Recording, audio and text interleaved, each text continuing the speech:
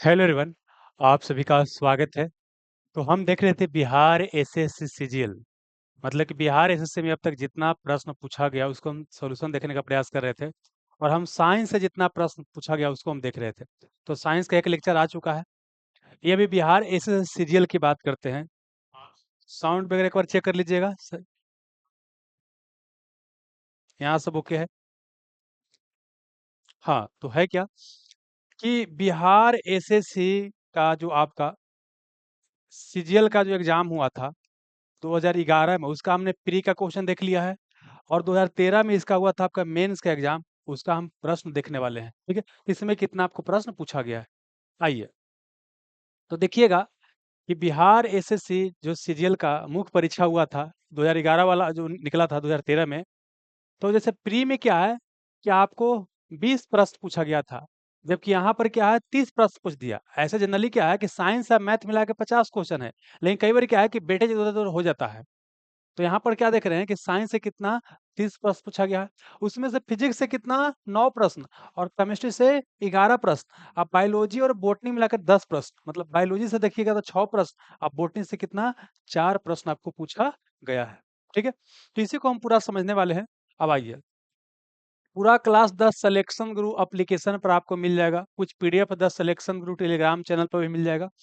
और daily Q चलता है, उसमें पार्टिसिपेट करते हैं कर सकते हैं। सिलेक्शन गुरु क्यू जी सभी के लिए फ्री होता है, इसको ज्वाइन कर सकते हैं। डेली रात के 9 बजे क्यू चलता है। और आपका यहाँ का हेल्पलाइन नंबर है, कोई दिक्कत होगा तो यहाँ आप बात कर सकते हैं।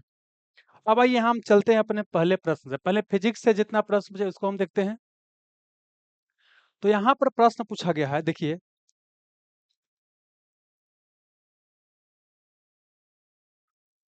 कि वह यंत्र, यहाँ पर क्या है कि वह यंत्र जो अत्यधिक तापक्रम को मेजर करता है उसे क्या कहते हैं। The instrument that measures very high temperature, जो बहुत ज्यादा हाई टेम्परेचर को मेजर करता है उसे क्या कहते हैं। तो पहले तो क्या बोले कि तापक्रम को जो मेजर करता है उसको नॉर्मल थर्मोमीटर बोल दिए थे, है ना।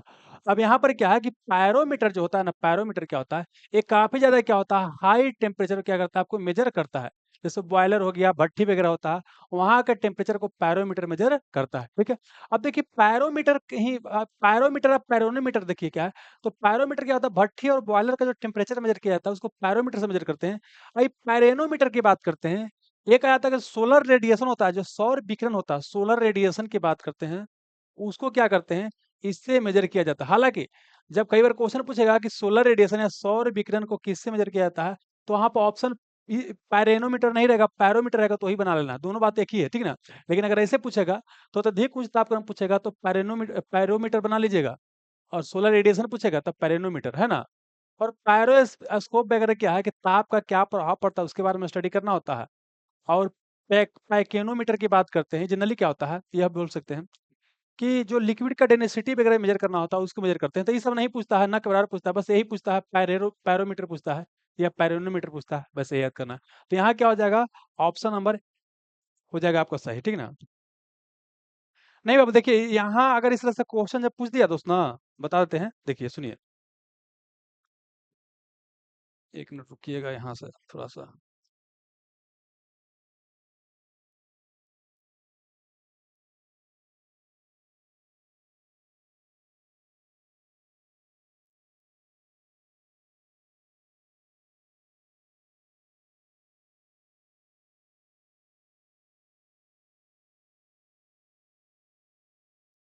हाँ तो सुनिए क्या बोल रहे हैं। नहीं दिखाई दे रहा है साफ साफ। साफ नहीं दिखाई दे रहा है, क्या दिक्कत आ रहा है। एक मिनट रुकिएगा, तो कैमरा में कुछ तो दिक्कत नहीं ना है।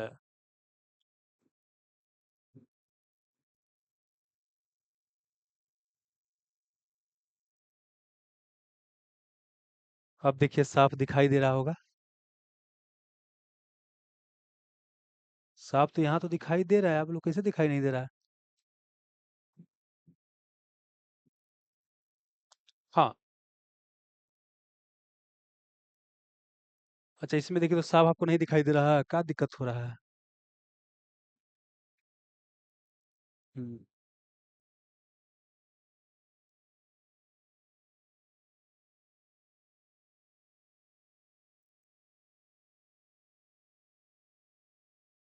चलिए अब काम चलाइए, जानते हैं कुछ ज़्यादा छेड़-छाड़ करेंगे तो काम गड़बड़ा जाएगा। इसी से काम चलाइए बाबू, ठीक है ना? आइए देखिए।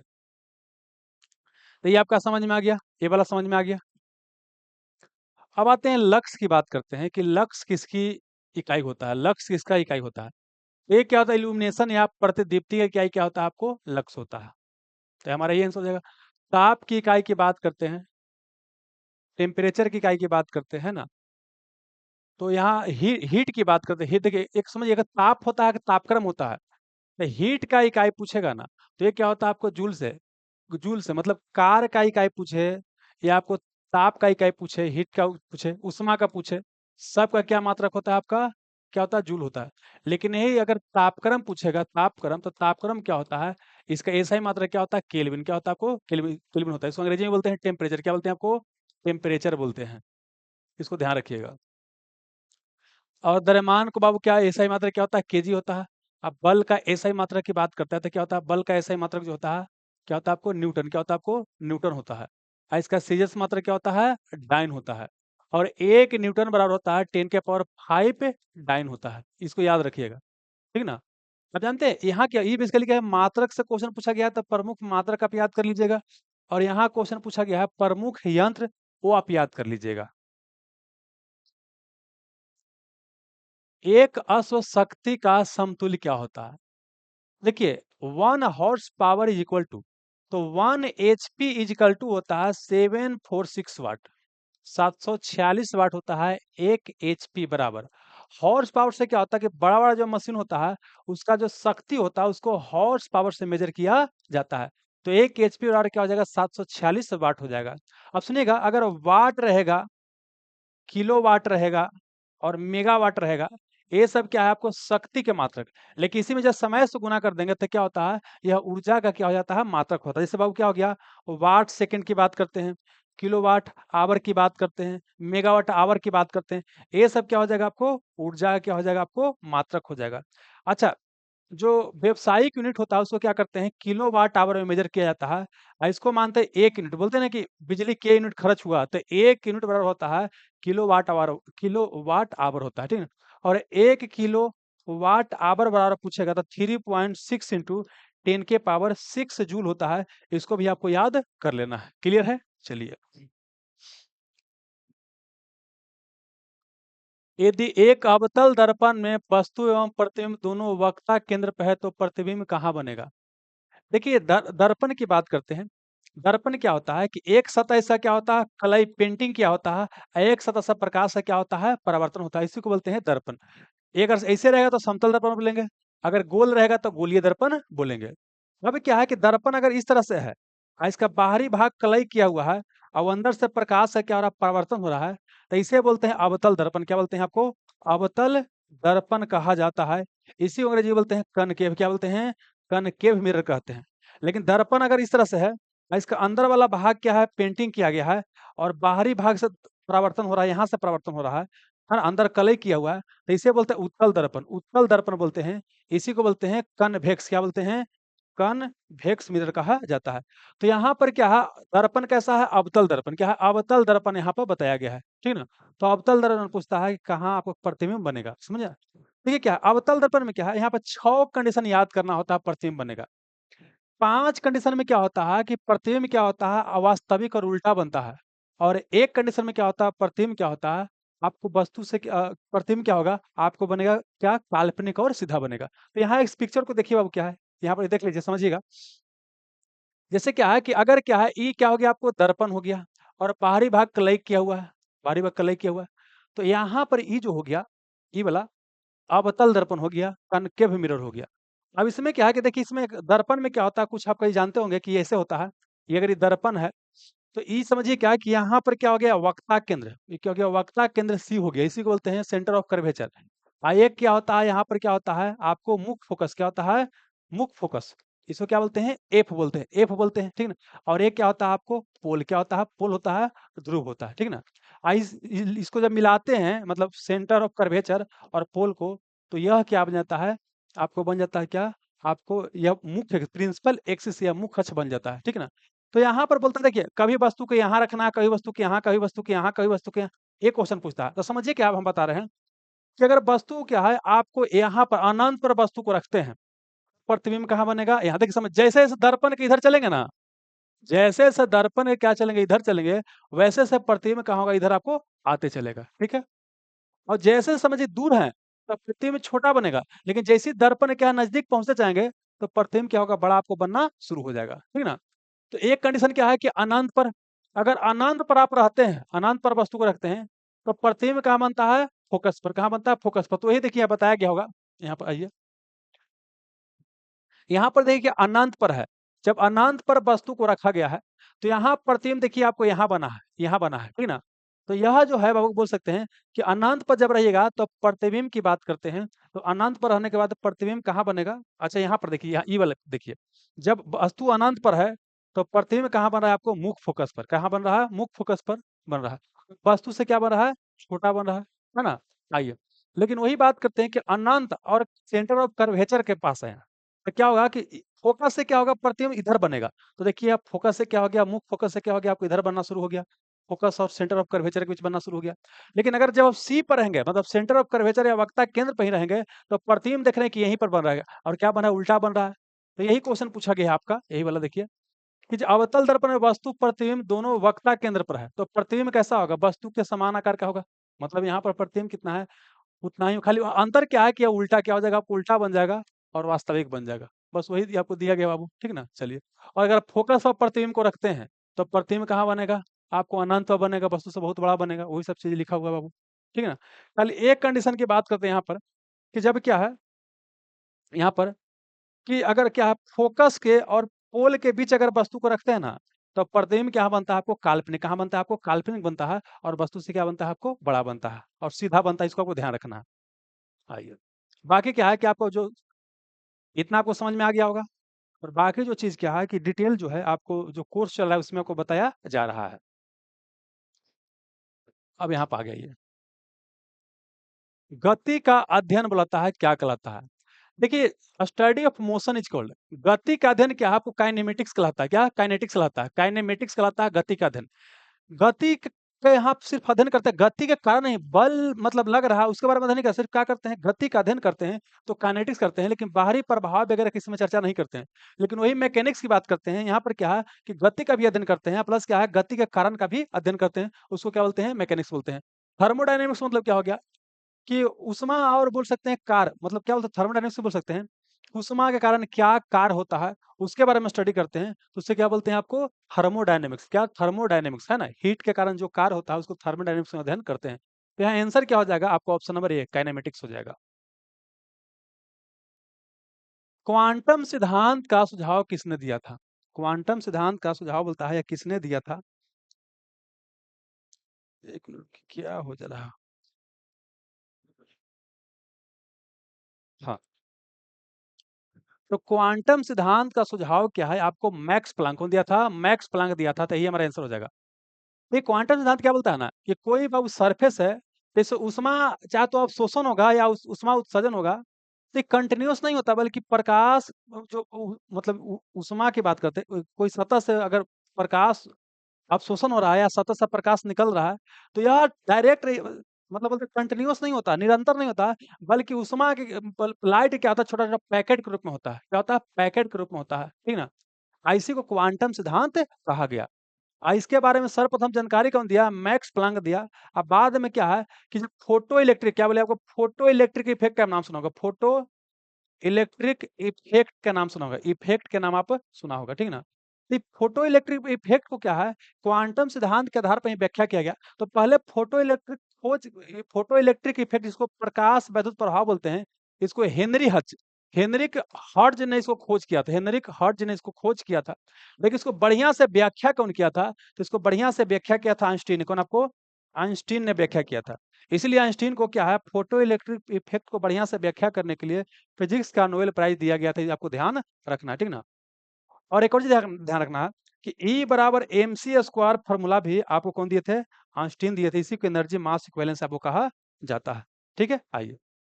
तो क्वांटम सिद्धांत का सुझाव कौन दिया था? मैक्स प्लैंक दिया था। आइंस्टीन के बारे में बता दिया। आइंस्टीन मूल रूप से कहाँ के थे? जर्मनी के थे। न्यूटन को फिजिक्स का पिता कहा था। न्यूटन ने गुरुत्वाकर्षण का नियम दिया था। न्यूटन ने गति का नियम दिया था। है ना? ध्यान रखिएगा। उष्मागति का कौन सा नियम कहता है कि बिना किसी बाह्य कारक की सहायता के किसी कम ताप वाली वस्तु से किसी उच्च ताप वाली वस्तु को उष्मा हस्तांतरित नहीं किया जा सकता? Which law of thermodynamics states that heat cannot flow from a colder body to hotter body? मतलब देखिए सिंपल सी बात क्या कहता है, यह बोलता है, देखिए थर्मोडायनेमिक्स जानते हैं क्या होता है? आपको वैसे तो नियम 0 नियम होता है, फर्स्ट लॉ होता है, सेकंड लॉ होता है, थर्ड लॉ होता है। लेकिन हमको क्या है, फर्स्ट लॉ थर्मोडायनेमिक्स समझना है और सेकंड यही हमारा क्या है, काम का है। फर्स्ट लॉ क्या बोलता है ना, यह बोलता है कि अगर किसी वस्तु को ऊर्जा देते हैं ना, किसी वस्तु को ऊर्जा देते हैं तो उसका क्या एक होता है, उसका क्या इंटरनल, क्या बोले, एक होता है क्या उसको इंटरनल एनर्जी, आंतरिक क्या होता है ऊर्जा, आंतरिक ऊर्जा। तो कुछ ऊर्जा क्या होगा, मतलब किसी वस्तु को जब ऊर्जा देंगे तो उसके इंटरनल एनर्जी को बढ़ाने में खर्च होगा, और प्लस क्या होता है, वो कुछ बाह्य कार्य करेगा, तो बाह्य कार्य करने में खर्च होता है। यह बोलता है थर्मोडायनेमिक्स का पहला नियम। इसी को बोलते हैं आपको ऊर्जा संरक्षण का सिद्धांत। क्या बोलते हैं, ऊर्जा संरक्षण का सिद्धांत। मतलब थर्मोडायनेमिक्स का पहला नियम क्या है, ऊर्जा संरक्षण का क्या होता है, सिद्धांत पर काम करता है, ये भी आप ध्यान रखिएगा। और सेकेंड ला क्या बोलता है कि समान तौर पर जनरली होता है क्या, उष्मा का फ्लो की बात करते हैं, जैसे हायर से क्या होता है, लोअर की ओर क्या होता है, उष्मा फ्लो करता है। जैसे पानी होता है ना, हायर से लोअर की ओर फ्लो करता है, तो सेम चीज क्या है, उष्मा भी क्या है, हायर से लोअर की ओर फ्लो होता है, मतलब गर्म से ठंडा की ओर फ्लो होगा। लेकिन अगर ठंडा से गर्म की ओर फ्लो करवाना है, नीचे से ऊपर भेजना है पानी को, तो कोई बाहरी एक्सटर्नल फोर्स लगाना पड़ेगा, तभी हो सकता है, तभी क्या है, आपको हो सकता है। तो यही क्वेश्चन पूछा गया, ऊष्मागतीय कौन सा नियम कहता है कि बिना किसी बाह्य कारक की सहायता से किसी कम ताप वाली वस्तु से किसी उच्च ताप वाली वस्तु को उष्मा हस्तांतरित नहीं किया जा सकता। मतलब जब तक अगर ठंडा से गर्म की ओर उष्मा को भेजना है तो एक बाह्य फोर्स आपको लगाना पड़ेगा, अदरवाइज क्या होगा, उष्मा का फ्लो आपका, मतलब उष्मा आपको नहीं, ठंडा से गर्म की ओर नहीं जाएगा। यह कौन आपको दूसरा नियम कहता है, तो ऑप्शन नंबर क्या हो जाएगा, सी हमारा आंसर हो जाएगा। आइए, वायुयान की ध्वनि समानता किसके अंत किसके संगत होती है? The noise of the aircraft is नली अबाउट। देखिए क्या होता है, अह, जो ध्वनि होता है ना, ध्वनि का बोल सकते हैं, जो इंटेंसिटी होता है, उसको क्या है कि डेसिबल में क्या करते हैं, डेसिबल में क्या करते हैं, मेजर करते हैं, डेसिबल में मेजर करते हैं। और समान तौर पर क्या ना है कि 70 से कम डेसिबल या 75 डेसिबल से कम डेसिबल क्या है कि हमारा बोल सकते हैं कि कोई दिक्कत नहीं होगा समान तौर पर। लेकिन 75 डेसिबल से अधिक अगर आप सुनते हैं तो आप बहरा हो जाइएगा, ठीक ना? तो अब समझना क्या है यहाँ पर कि एक वायुयान की ध्वनि समानता किसके संगत होता है? तो जो एरोप्लेन वगैरह उड़ता है ना, जहाज वगैरह उड़ता है, तो उसका शोर जो होता है 100 क्या होता है, डेसिबल के पास कितना होता है, 100 डेसिबल के आसपास होता है। मतलब लगातार क्या है, जहाँ पर एरोप्लेन वगैरह उड़ता है वहाँ रहिएगा तो क्या हो जाएगा, बहरा हो जाइएगा। तो यहाँ आंसर क्या हो जाएगा, ऑप्शन नंबर क्या हो जाएगा आपको, बी हो जाएगा, है ना? बस यही याद करना है आपको। 1 नैनोमीटर बराबर कितना होता है? अब देखिए क्या ही जैसे 1 नैनोमीटर में होता है 10 के पावर माइनस 9 मीटर। 1 नैनोमीटर बराबर क्या होता है, 10 के पावर माइनस 9 मीटर होता है। समझ में आ गया? अब इसको सेंटीमीटर में बदलना है, क्या करना है, इसको सेंटीमीटर में क्या करना है, बदलना है। आप जानते होंगे क्या होता है कि अगर 1 मीटर को सेंटीमीटर में बदलना है तो 1 गुना 100 क्या करते हैं, 100 सेंटीमीटर, 100 से गुना करते हैं। तो यहाँ पर भी क्या करेंगे, 100 से क्या करेंगे, गुना कर देंगे, 100 से गुना कर देंगे। मतलब ई मीटर में है और इसको सेंटीमीटर में बदलना है, तो क्या करेंगे, गुना करेंगे 100 से। तब क्या हो जाएगा, 10 के पावर माइनस 9 इंटू क्या हो जाएगा, 100 क्या हो जाएगा, इस सेंटीमीटर हो जाएगा। अब 10 के पावर माइनस 9 हो गया, गुने क्या है, 10 के पावर क्या हो गया, यहाँ पर 2 हो जाएगा। क्या है, अरे ये 1 पर कितना है, मतलब 10 पर 2 जीरो होगा तो ना 100 होगा। अब समझना क्या है, मतलब 1 पर 2 जीरो रहेगा, इसको 10 के पावर 2 लिख सकते हैं, मतलब 100 दादा 100 हो जाएगा।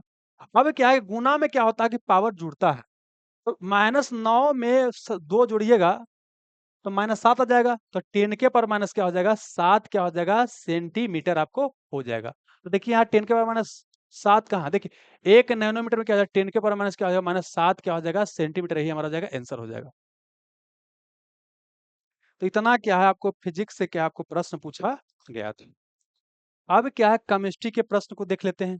आइए, निम्नलिखित में से कौन परमाणु संरचना के सिद्धांत से संबंधित आपको नहीं था? देखिए आधुनिक काल में क्या है, सर्वप्रथम जो परमाणु सिद्धांत की बात करते हैं, तो ये आपको जॉन डाल्टन साहब ने आपको दिया था। इन्होंने बोला था कि परमाणु क्या होता है, अविभाज्य होता है। परमाणु सिद्धांत मतलब यहाँ बोल सकते हैं, एक मिनट रुकिएगा, यहाँ बोल सकते हैं कि परमाणु सिद्धांत जो है यह कौन दिया था आपको? जॉन डाल्टन ने दिया था। इन्होंने बोला था परमाणु क्या अविभाज्य होता है, लेकिन इनका थ्योरी अब वर्तमान में गलत है, क्योंकि परमाणु के अंदर जानते हैं क्या कि कई सारा क्या होता है आपको, कई सारा क्या होता है आपको, इलेक्ट्रॉन, प्रोटॉन, न्यूट्रॉन इत्यादि कण होता है। रदरफोर्ड के बाद कि इन्होंने क्या किया था, अल्फा स्कैटरिंग ऑफ लाइट का प्रयोग करके क्या किया था, नाभि का खोज किया था। ये क्या कि नाभिकीय, ये क्या किया था आपको, नाभिकीय सिद्धांत दिया था। क्या आपको नाभिकीय सिद्धांत दिया था, या बोल सकते हैं इन्होंने क्या किया था आपको, नाभि का खोज किया था। इन्होंने क्या किया था, नाभि का आपका खोज किया था। इन्होंने क्या बोला कि अगर क्या है परमाणु है, अगर इससे क्या करते हैं, एक क्या है अल्फा कण पास करवाते हैं, तो मैक्सिमम भाग खाली होता है, या क्या होता है आपको निकल जाए, क्या हो जाएगा आपको निकल जाएगा। लेकिन जैसे सेंटर की ओर जाएगा, तो क्या होगा आपको प्रकाश क्या होता है, मतलब बोल सकते हैं क्या होता है, अल्फा कण क्या होता है, मुड़ जाता है। इससे नाभि का क्या हो पता आपको चला। और इन्होंने बोला कि परमाणु के केंद्र में क्या होता है, सारा इसका द्रव्यमान होता है, और उसी को इन्होंने नाभिक बोल दिया। और नाभिक की बात करता है तो न्यूट्रॉन और प्रोटॉन क्या होता है, नाभिक में होता है, यहाँ पे होता है। और इलेक्ट्रॉन क्या होता है, चारों तरफ क्या होता है, चक्कर लगाता है। परमाणु का जो द्रव्यमान ए होता है, यही न्यूट्रॉन और प्रोटॉन में क्या होता है, बराबर होता है। इलेक्ट्रॉन का द्रव्यमान न के बराबर इसको हम मान लेते हैं, ठीक है ना। इसको आपको ध्यान रखना है। तो बोलिए क्या हो जाएगा, ये भी हो जाएगा, परमाणु सिद्धांत समझ है। और बोर साहब बताते हैं इलेक्ट्रॉन जो चारों तरफ मूव करता है ना, उस सब के बारे में जानकारी क्या है, कौन कक्षा मूव करेगा, कौन कक्षा मूव नहीं करेगा, है ना। कि गोलाकार कक्षा मूव करेगा, कौन कक्षा मूव करेगा, यह क्या है आपको नील्स बोर साहब ने आपको बताया था। तो ये तीनों क्या है आपको परमाणु सिद्धांत से क्या समझ है। लेकिन मैडम क्यूरी की बात करते हैं, ये बेसिकली क्या है आपको रेडियो सक्रियता, आपने रेडियो सक्रियता का ना, रेडियो एक्टिविटी का नाम सुना होगा। तो ये रेडियो सक्रियता के बाबू खोज से क्या आपको संबंधित है। इसके अलावा इन्होंने क्या, आपने रेडियम का नाम सुना होगा, रेडियम का नाम सुना होगा, आपने पोलोनियम का नाम सुना होगा, पोलोनियम का नाम सुना होगा। ये सब तत्व का खोज कौन किया आपको, क्यूरी साहब ने किया है, ठीक है ना, ध्यान रखिएगा। है हालांकि देखिए रेडियो सक्रियता का जब एसआई मात्रक पूछता है, एसआई मात्रक पूछेगा, तो वहां पर क्या होता है, बैक वेरल, क्या होता है, बैक वेरल होता है, ये भी ध्यान रखिएगा। और रेडियो सक्रियता का और मात्रा क्या होता है आपको, क्यूरी भी होता है। तो यहाँ आंसर हो जाएगा ऑप्शन नंबर डी। हाइड्रोजन के समस्थानिक की संख्या कितना होता है। समस्थानिक क्या होता है, जब परमाणु संख्या समान होता है लेकिन परमाणु द्रव्यमान क्या होता है, भिन्न होता है, उसे समस्थानिक कहते हैं। जैसे एग्जांपल के लिए क्लोरीन की बात करते हैं, यहाँ 35 है, यहाँ पर क्लोरीन क्या है 17, यहाँ 37 है। तो यहाँ पर क्या है कि कुल देखिए दोनों का परमाणु संख्या समान है, लेकिन क्या परमाणु द्रव्यमान क्या भिन्न भिन्न है, इसको समस्थानिक कहते हैं। तो इसी हाइड्रोजन की बात करते हैं, तो हाइड्रोजन कितना होता है, 3 क्या होता है आपको समस्थानिक होता है। एक को बोलते हैं प्रोटियम, क्या बोलते हैं, एक बोलते हैं आपको प्रोटियम बोलते हैं, प्रोटियम बोलते हैं। और एक को बोलते हैं आपको ड्यूटेरियम, ड्यूटेरियम कहा जाता है। और एक को बोलते हैं आपको ट्राइटियम, क्या बोलते हैं, ट्राइटियम कहा जाता है। अब देखिए अगर देखिएगा तो सबको एच एच भी लिख सकते हैं, एच एच भी लिख सकते हैं, और सबका परमाणु संख्या कितना, एक होगा। लेकिन यहाँ पर प्रोटियम का क्या होता है आपको, परमाणु द्रव्यमान एक होता है, इसका दो होता है, इसका कितना होता है, तीन होता है, ठीक है ना। इसको क्या करना आपको ध्यान रखना। और ट्राइटियम की बात करते हैं, यह क्या करता है आपको, रेडियो सक्रिय गुण, यह क्या करता है आपको, रेडियो सक्रिय गुण प्रदर्शित करता है। तब बोलेगा हाइड्रोजन का कौन सा समस्थानिक जो है रेडियो सक्रिय गुण प्रदर्शित करता है, तो ट्राइटियम क्या होता है, रेडियो सक्रिय गुण प्रदर्शित करता है ना। अच्छा, ये प्रोटियम का इस्तेमाल करके H2O बनाते हैं, इसको साधारण जल बोलते हैं, पीने वाला पानी के रूप में। और ड्यूटेरियम क्या बोलते हैं, D2O बोलते हैं, ड्यूटेरियम ऑक्साइड। इसको भारी जल बोलते हैं, ये हैवी वाटर कहा जाता है। इसको क्या होता है, आपको मंदा के रूप में आपको परमाणु रिएक्टर में इस्तेमाल करते हैं। और ब्रह्मांड में सबसे अधिक मात्रा में पाया जाने वाला तत्व कौन है आपको, हाइड्रोजन है, ये भी आपको ध्यान रखना है, ठीक है। चलिए तो यहाँ आंसर क्या हो जाएगा, कितना समस्थानिक है, 3 है।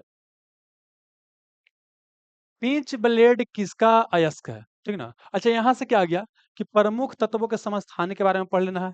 और यहाँ क्या हो गया, प्रमुख तत्वों के अयस्क के बारे में। पिंच ब्लेड ये अनोर है, बोलता है कि पिंच ब्लेड जो है यह किसका, बोलता है कि आपका अयस्क है। तो पिंच ब्लेड की बात करते हैं, यह क्या होता है आपका यूरेनियम, क्या बोले आपको, यह पिंच ब्लेड होता है, यूरेनियम में क्या होता है, अयस्क होता है ना। तो यही हमारा आंसर हो जाएगा। अब कुछ और जान लेना है कि यूरेनियम की अगर हम बात करते हैं, यूरेनियम क्या होता है, परमाणु संख्या 92 होता है। एक होता है यूरेनियम 235 होता है, एक मिनट रुकिएगा। एक क्या होता है आपको, यूरेनियम 235 होता है। एक यूरेनियम होता है 92, इसका होता है 238 होता है। तो क्वेश्चन पूछेगा कि प्रकृति में कौन यूरेनियम ज्यादा पाया जाता है, यूरेनियम 235 है, यूरेनियम 238 है। यह क्या होता है, सबसे ज्यादा पाया जाता है। यह क्या होता है, प्राकृतिक में सबसे प्रचुर मात्रा में पाया जाता है। लेकिन क्या होता है, इसमें विखंडन की क्रिया थोड़ा सा स्लो होता है ना। सबसे ज्यादा रेडियो सक्रिय गुण प्रदर्शित कौन करता है आपको, यूरेनियम प्रदर्शित करता है। इसीलिए क्या होता है, नाभिकीय रिएक्टर में इसको ईंधन के रूप में इस्तेमाल करते हैं, ईंधन के रूप में इसका इस्तेमाल किया जाता है। ईंधन के रूप में इसका इस्तेमाल नहीं किया जाता है, ध्यान रखिएगा, ठीक है ना, न्यूक्लियर रिएक्टर में। और जो जापान के हिरोशिमा पर जो परमाणु बम गिराया गया था, तो वहाँ पर क्या, हिरोशिमा में जो परमाणु बम गिराया गया था, वहाँ पर क्या है, यूरेनियम का ही प्रयोग आपको किया गया था। ये भी क्या करना, आपको ध्यान रखना है, ठीक है ना। चलिए, लोहा की बात करते हैं, इसको क्या होता है, एफ से इसको दिखाते हैं बाबू, लोहा को। इसका क्या होता है, लोहा की बात करते हैं। तो लोहा क्या आपने सुना, हेमेटाइट, क्या आपको हेमेटाइट, हेमेटाइट सुना होगा। तो हेमेटाइट क्या है, आपको आयरन क्या है, अयस्क है। हेमेटाइट क्या आपको आयरन का, क्या आपको अयस्क है, ठीक है ना, हेमेटाइट हो गया। एल्युमिनियम की बात करते हैं, है ना। एल्युमिनियम क्या होता है, बॉक्साइट क्या होता है आपको, एल्युमिनियम क्या होता है आपको, बॉक्साइट। बॉक्साइट क्या होता है, एल्युमिनियम क्या होता है, अयस्क होता है। और झारखंड के जानते हैं मुरी में क्या है, एल्युमिनियम फैक्ट्री है, वो भी ध्यान रखिएगा, ठीक है ना। चलिए, अगर तांबा की बात करते हैं, ठीक ना, इसको क्या करते हैं, सी उस दिखाते हैं। इसका क्या होता है, 29 क्या होता है, आपको परमाणु संख्या होता है, ध्यान रखें। अब कॉपर से याद क्या करना है, कि यह जानते हैं कॉपर क्या होता है, कॉपर को तांबा बोलते हैं। यह क्या होता है कि सबसे, देखिए समझिएगा, एक क्या होता है सिल्वर, क्या होता है सिल्वर, सिल्वर को बोलते हैं चांदी, सिल्वर को बोलते हैं आपको चांदी बोलते हैं। तो सबसे ज्यादा वैद्युत चालकता, सबसे ज्यादा विद्युत चालकता पूछेगा, सबसे अधिक विद्युत चालकता, तो सबसे अधिक विद्युत चालकता क्या होता है, सिल्वर चांदी का होता है। और दूसरा सबसे अधिक विद्युत चालकता क्या होता है, तांबा का। इस सेकंड क्या होता है, विद्युत सबसे अधिक चालकता होता है। तो सबसे अधिक विद्युत चालकता पूछेगा तो चांदी का होता है। और दूसरा स्थान पर कौन है आपको, कौन है आपको, कॉपर, कौन है आपको, कॉपर है ना। लेकिन हीट क्या पूछेगा, हीट का सबसे बेस्ट कंडक्टर कौन होता है, तो उष्मा का सबसे अच्छा चालक कौन होता है आपको, कॉपर, क्या होता है, कॉपर होता है। इसको आपको ध्यान रखना है। इस तत्व का परमाणु भार मानक के रूप में लिया जाता है। The atomic weight of this element is taken as the standard.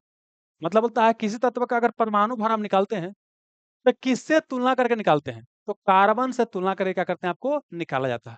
आपको समझना क्या है, कार्बन की बात करते हैं, तो कार्बन भी, कार्बन का परमाणु संख्या 6 होता है। अब कार्बन का एक क्या होता है, 12 भी होता है। एक कार्बन क्या होता है, 14 भी होता है। कार्बन क्या होता है आपको, 14 भी होता है, ठीक ना। तो समझना क्या है, कि जो कार्बन 12 होता है, जो कार्बन क्या बोले 12 होता है, किसी तत्व का जब एटॉमिक मास ज्ञात करते हैं, तो यही कार्बन 12 के समस्थानिक का प्रयोग किया जाता है। ये आपको ध्यान रखना है, ठीक ना। जबकि एक होता है कार्बन डेटिंग विधि। तो कार्बन डेटिंग विधि से क्या होता है, कि जीवाश्म होता है या कोई जीव के अवशेष का उम्र ज्ञात करते हैं। नहीं सुनते हैं कि डायनासोर यहाँ मिला है, कितना पुराना है। तो वहां से क्या होता है, कार्बन 14 का प्रयोग किया जाता है। एक होता है यूरेनियम डेटिंग विधि, जो पुराना पत्थर वगैरह मिलता है, पुराना पहाड़ वगैरह मिलता है, या ग्रह होता है, या पृथ्वी का उम्र ज्ञात करना है, तो वहां पर किसका इस्तेमाल करते हैं, तो वहां पर इस्तेमाल करते हैं आपका यूरेनियम डेटिंग विधि। ऐसे याद कीजिए, देखिए, जो जीवित चीज होगा उसमें कार्बन होगा, है ना। तो कार्बनिक चीजों को उम्र ज्ञात करना है, तो वहां पर क्या है, कि कार्बनिक डेटिंग विधि का प्रयोग करते हैं। और जबकि जो मृत चीज, पहाड़ हो गया, चट्टान हो गया, उसका उम्र ज्ञात करना है, ग्रह हो गया, उसका उम्र ज्ञात करना है, तो वहां यूरेनियम डेटिंग विधि का प्रयोग करते हैं। आइए, सोना की बात करते हैं बाबू, है ना। तो सोना को ए से दिखाते हैं, इसको औरम कहा जाता है। अब सोना के बारे में याद करना है, क्या क्या होता है, यह सोना की बात करते हैं, तो यह क्या होता है, काफी ज्यादा क्या होता है, आपको मुलायम होता है, मुलायम होता है। इसी कारण से क्या होता है, शुद्ध सोना क्या होता है, आपका आभूषण वगैरह नहीं बनाया जाता है ना। और शुद्ध सोना पूछे कितना होता है, तो शुद्ध सोना क्या होता है, 24 कैरेट का, क्या होता है, 24 कैरेट का होता है। इसमें कठोरता प्रदान करने के लिए इसमें क्या मिलाते हैं, कॉपर, क्या मिलाते हैं आपको, कॉपर मिला दिया जाता है, ठीक ना। कॉपर मिला देते हैं, तो शुद्ध सोना कितना, 24 कैरेट। तो 24 कैरेट बराबर कितना होता है, 100% सोना होता है। तो 18 कैरेट में पूछता है कितना परसेंट सोना होगा, तो 18 कैरेट में कितना होता है, 75% सोना होता है। ये भी आपको ध्यान रखना है, ठीक ना। आइए, और एक काफी ज्यादा घर्षण एवं तन्य होता है। हीलियम क्या है, एक अक्रिय गैस, क्या आपको अक्रिय गैस है। ऑक्सीजन को बोलते हैं, O2 को बोलते हैं क्या, प्राण वायु कहा जाता है। ये क्या होता है, किसी चीज के जलने में क्या होता है, आपको सहायक होता है। प्लस क्या होता है, कि भोजन को तोड़ने के लिए, ग्लूकोज को तोड़ने के लिए ऑक्सीजन की आवश्यकता आपको होता है। मिश्र धातु एल्युमिनियम ब्रांज में उच्चतम अनुपात में कौन रहता है, दोयलाय aluminium bronze, the element present in the highest proportion. देखिए क्या होता है, ये बेसिकली क्या है, कि मिश्र धातु से क्वेश्चन पूछा गया। जब दो धातु को आपस में मिला देते हैं, तो क्या होता है, मिश्र धातु बन जाता है, ठीक ना। तो यहाँ पर क्या, जैसे आप सुना होगा क्या, कि कॉपर क्या है, और क्या किए आपको, जिंक के मिला दिया। कॉपर क्या हो गया, और टीन को मिला दिया। तो कॉपर और जिंक को मिलाने से क्या बन जाता है आपको, पित्तल बन जाता है। और कॉपर और टीन के मिलाने से क्या बन जाता है आपको, क्या बन जाता है आपको, कांसा, क्या बन जाता है आपको, कांसा बन जाता है। तो यहाँ बोलता है एल्युमिनियम ब्रोंज। एल्युमिनियम ब्रॉन्ज का मतलब क्या होता है? Copper plus aluminium. क्या कॉपर प्लस ये मुख्य कंपोनेंट होता है। और इसमें कॉपर ही क्या होता है? 80 से 90% क्या होता है? आपको कॉपर ही होता है। तो यही क्वेश्चन पूछा गया है कि मिश्र धातु एल्युमिनियम ब्रॉन्ज में उच्चतम अनुपात में उपस्थित तत्व कौन होता है? तो कौन होता है? कौन हो जाएगा आपको? तांबा हो जाएगा, सबसे अधिक मात्रा में पाया जाएगा, है ना? चलिए, लेड मतलब क्या होता है आपको? शीशा। क्या होता है आपको? शीशा होता है। आइए अगला क्वेश्चन है, अकार्बनिक यौगिकों से संश्लेषित प्रथम कार्बनिक यौगिक कौन था? मतलब पूछता है कि the first organic compound synthesized from inorganic component. मतलब क्या? देखिए समझिए, कार्बनिक यौगिक क्या, ऑर्गेनिक कंपाउंड क्या होता है? इसमें कार्बन होता है, उसे क्या बोलते हैं?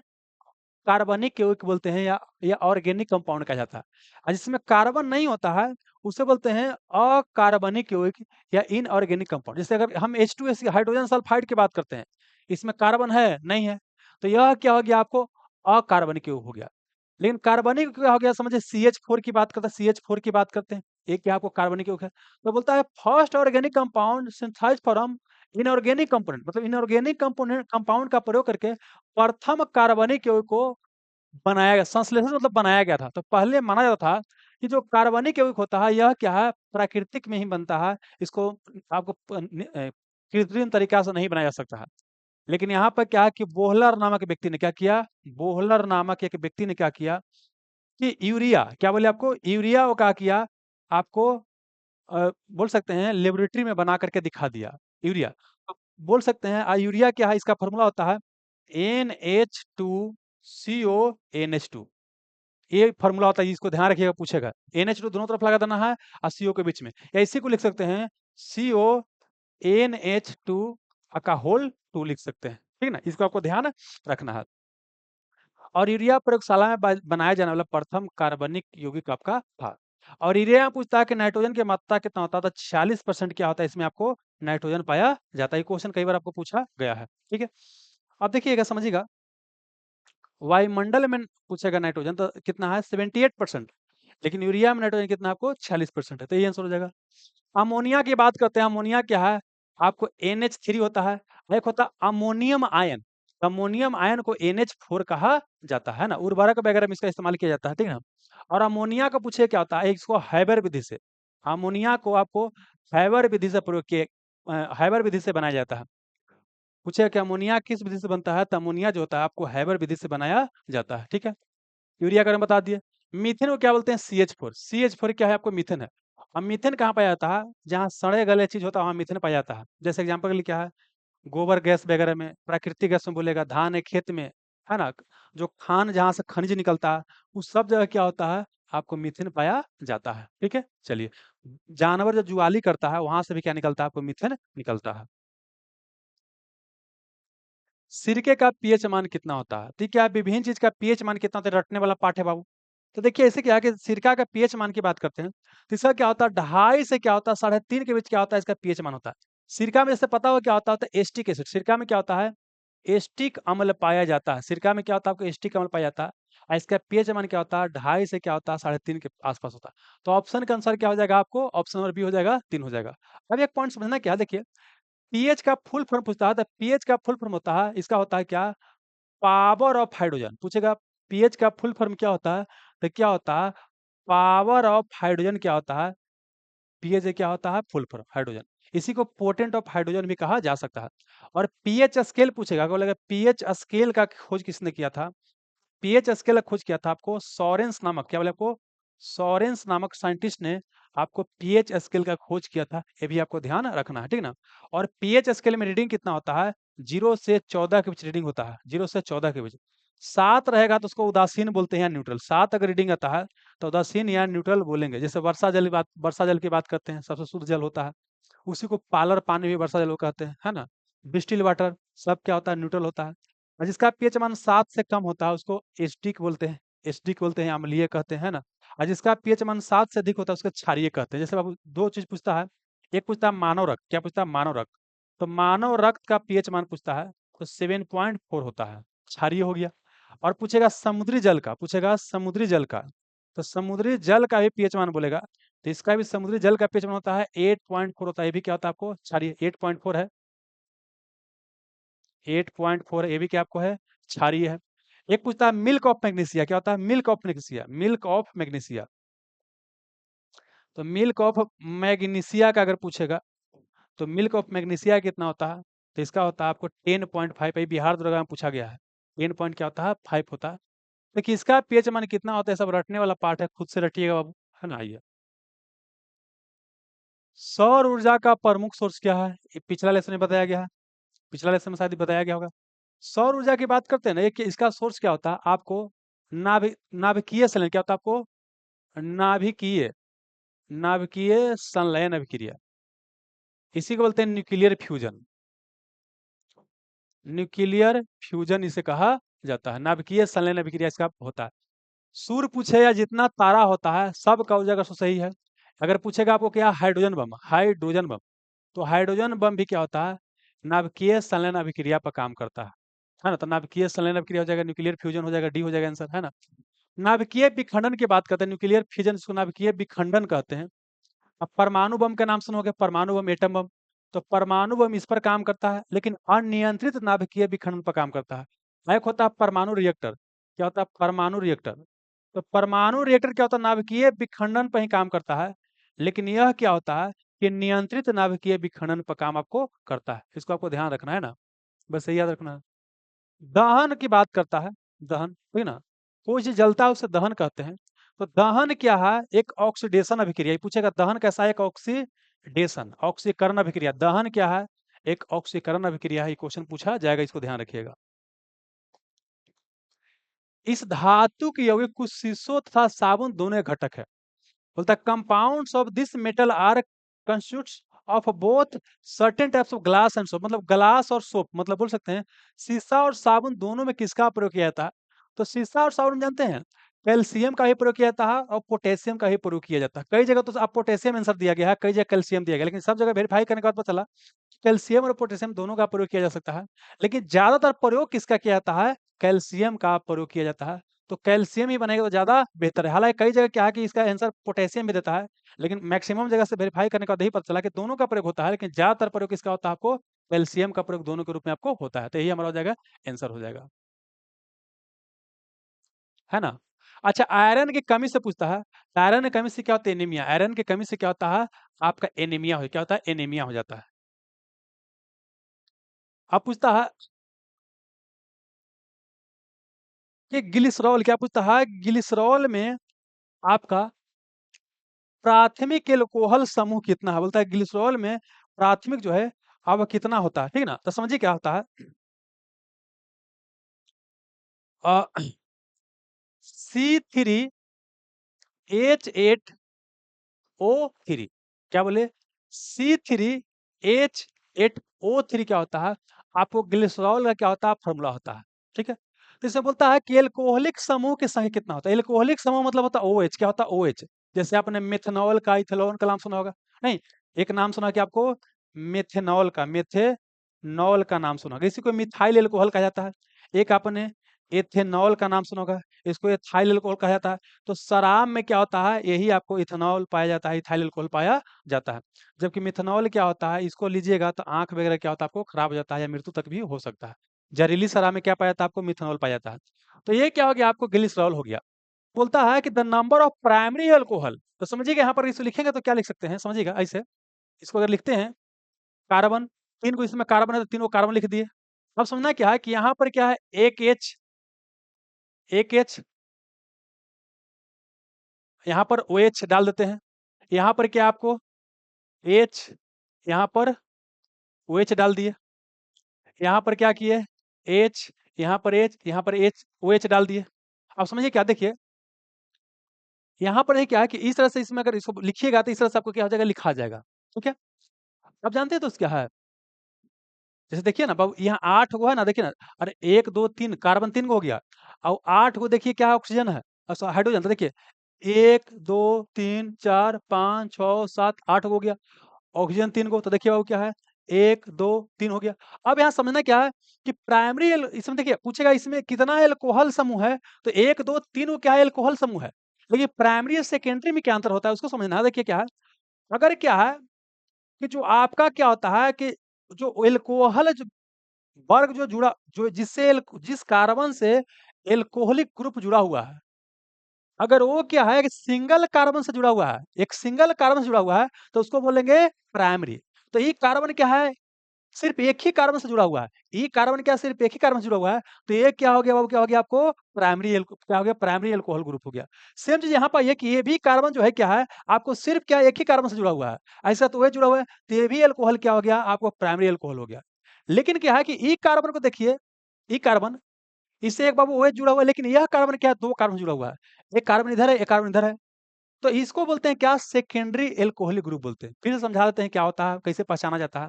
देखिए प्राइमरी एल्कोहलिक ग्रुप क्या होगा, कि जिस बाबू क्या है कि एल्कोहल ग्रुप जिस कार्बन से जुड़ा हुआ है, अगर वो सिर्फ एक ही कार्बन से अगर जुड़ा हुआ है, तो उसको प्राइमरी एल्कोहलिक ग्रुप बोल देंगे। तो ई वाला क्या है, सिर्फ एक ही कार्बन से जुड़ा हुआ है, नहीं, तो इसको प्राइमरी एल्कोहल ग्रुप बोल देंगे। लेकिन ये जो एल्कोहल ग्रुप है, ये क्या है, इसका जो कार्बन है, इसका कार्बन है, हेने से भी जुड़ा हुआ है, हेने से जुड़ा हुआ है, तो 2 कार्बन से जुड़ गया, तो इसीलिए इसको सेकेंडरी अल्कोहलिक ग्रुप कहते हैं। तो यहाँ पर ई वाला और ई वाला क्या हो गया, प्राइमरी अल्कोहल ग्रुप, और OH क्या हो गया, सेकेंडरी अल्कोहल ग्रुप हो गया। तो प्राइमरी अल्कोहल ग्रुप पूछता है तो कितना है आपको, संख्या कितना है आपको, 2, कितना है आपको 2 है। ठीक है, आगे चलिए। अब यहाँ पर पूछा गया है कि कि बुट जो अभिक्रिया इसे प्राप्त करने के लिए प्रयुक्त किया जाता है। बोलता है कि बुट जो अभिक्रिया है, किसको प्राप्त करने के लिए करते हैं, ठीक ना। समझिए क्या है कि एल्कल डिहाइड, क्या नाम, एल्कल डिहाइड, एल्कल डिहाइड की बात, एल्कल डिहाइड, एल्कल डिहाइड, एल्कल डिहाइड क्या करता है, जब सोडियम से अभिक्रिया करता है ना, तब क्या होता है, आपको क्या होता है, एल्केन बनता है, क्या बनता है, एल्केन बनता है।